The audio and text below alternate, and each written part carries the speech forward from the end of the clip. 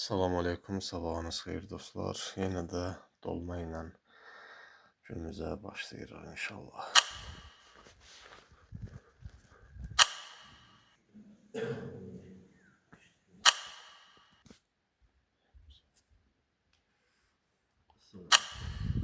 Hal-hazırda gəzişirəm Kürün ətrafında.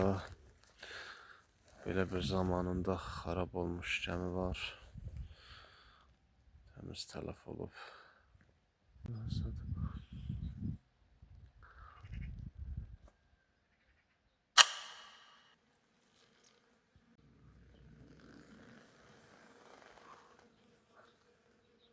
Ne sonra? İftara salih dəqiqələr var.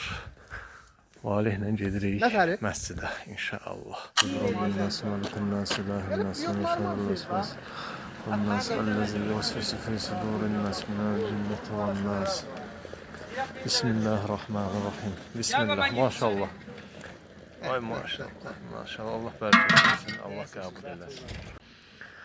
Kul huvallahu ahad. Allahu samad. Lam yalid və lam yulad və lam yekun lehu kufuven ahad.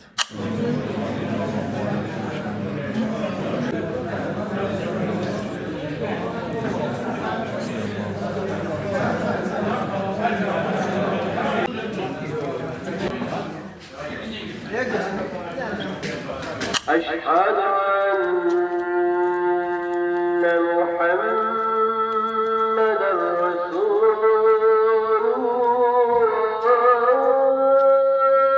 Mağrib namazını qılıb çıxdıq. Gedirik iftar eləməyə inşallah. Hal-hazırda gözəl bir çiskim var. Akşama yağış gözlənilir inşallah. Maşallah, qardaşlara eşq olsun. Maşallah. Allah bu sürfanı elə başlayan gündən axır günə qədər təşkil qardaşların sürfasına, küsünə, qazandığına Allah bərəkət versin. Başda Yaşar qardaşımız elə onun xulquna Allah can sağlığı versin ki, bu təşkilatçılığı həyata keçirir. Yeri, içirik, Allah bol sağlıq versin, ondan sonra rızqalarına xeyir bərəkət versin, evlərlə, eşiklərlə can sağlığı versin, rızq nəsib eləsin.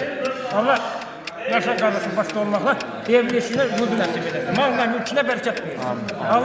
Allah qardaşlara can sağlığı versin.